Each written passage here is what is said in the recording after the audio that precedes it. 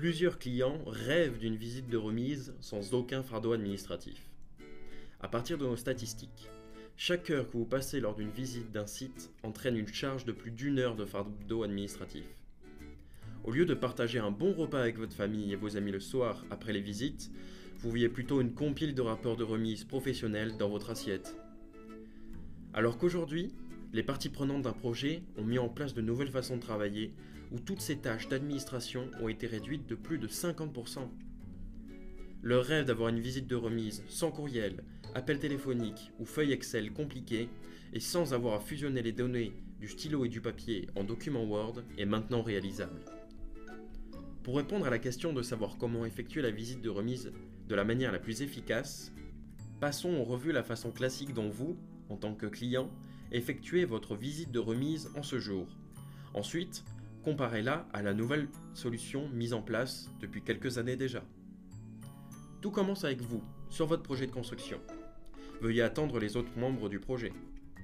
D'abord, l'architecte se joindra. Le second à rejoindre est bien sûr l'entrepreneur.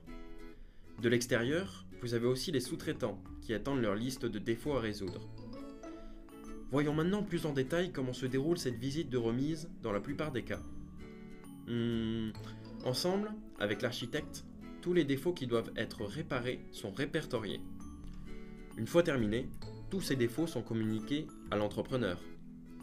L'entrepreneur reçoit les listes des défauts et s'assure que chaque remarque est affectée au bon type de commerce et l'attribue au bon sous-traitant.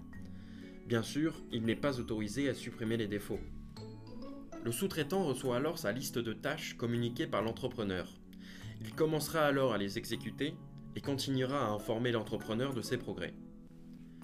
Une fois les tâches terminées, l'entrepreneur effectuera une vérification de la qualité et informera l'architecte de revoir et de clôturer les remarques ouvertes. L'architecte clôt toutes les remarques et les documente de manière appropriée. Jusqu'ici, tout va bien, rien de nouveau. Mais qui est responsable de quoi pendant ce processus ? Bien, en tant que client, vous êtes seulement autorisé à donner des conseils à l'architecte et à avoir une vue sur les listes de défauts qu'il résume. Vous n'avez pas le droit légal de créer des défauts. L'architecte, quant à lui, représente légalement les intérêts du client. Il est autorisé à lister les défauts et à les communiquer à tous. De plus, il est responsable du rapport final de remise qui sera distribué à tous les intervenants. L'entrepreneur contrôle et réattribue les défauts sous la forme de tâches aux sous-traitants appropriés. Il n'est pas autorisé à supprimer ou archiver les défauts créés par l'architecte. Le sous-traitant a seulement le droit et la capacité de voir les tâches qui lui sont assignées, d'agir et de commencer les travaux.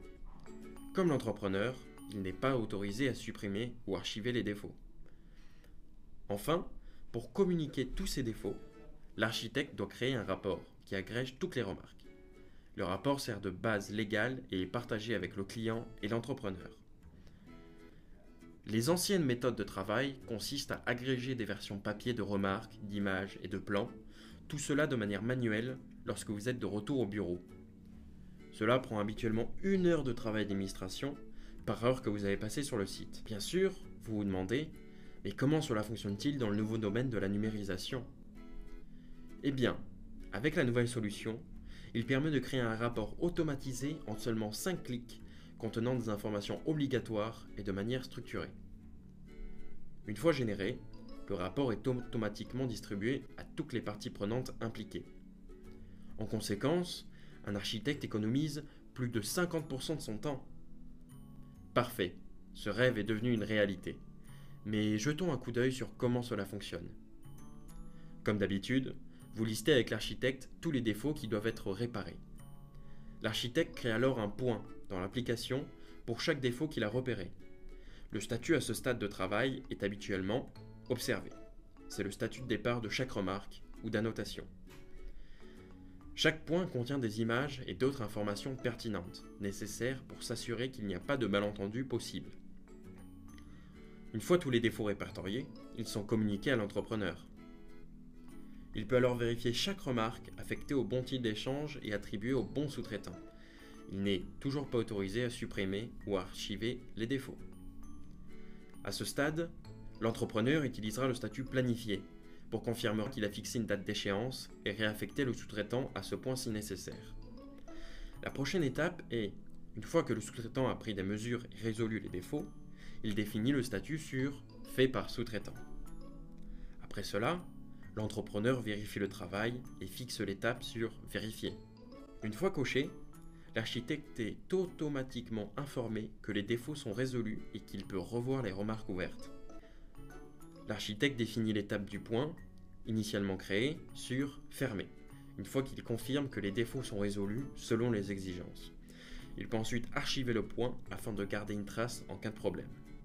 C'était, en résumé, le processus utilisant les statuts Approplan. L'architecte va alors imprimer et distribuer numériquement le rapport de transfert créé automatiquement en quelques secondes. Il suffit de regarder vos tablettes et elles fonctionnent toutes seules. Quel plaisir!